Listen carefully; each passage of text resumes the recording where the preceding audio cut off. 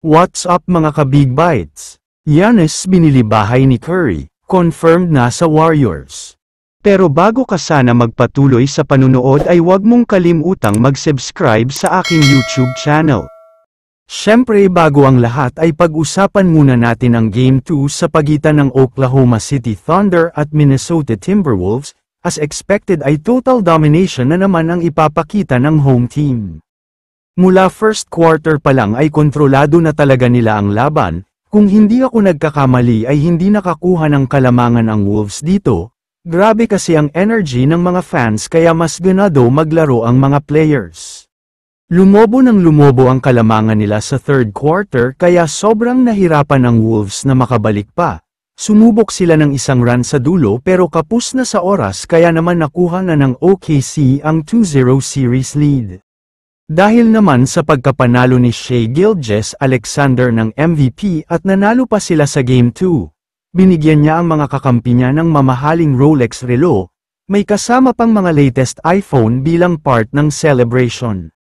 Samantala, talakayin na natin ngayon ang news tungkol sa Golden State Warriors at kay Giannis Antetokounmpo. Kasalukuyan siyang nasa Golden State San Francisco para mag-attend sa event na isinasagawa ng Google Company.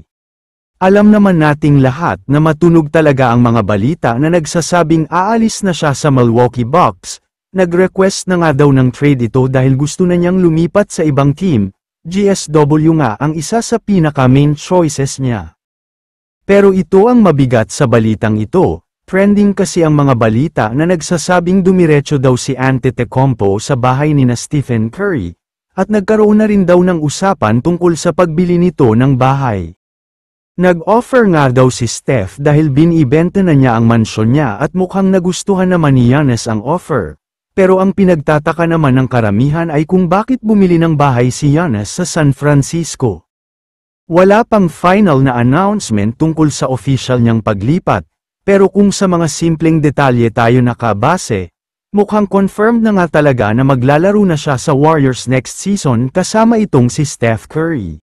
Good choice ito para kay Giannis, dahil hindi na siya mahihirapan na buhatin ngayon mag-isa ang team niya. Tulad na nga ng sabi ko ay may makakatulong na siya tulad ni na Curry at Butler kaya siguradong mapapadali ang mga trabaho nila.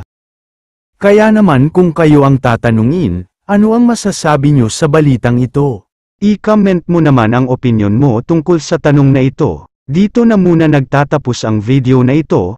Maraming salamat sa panunood mga ka-Big Bites. God bless sa inyong lahat.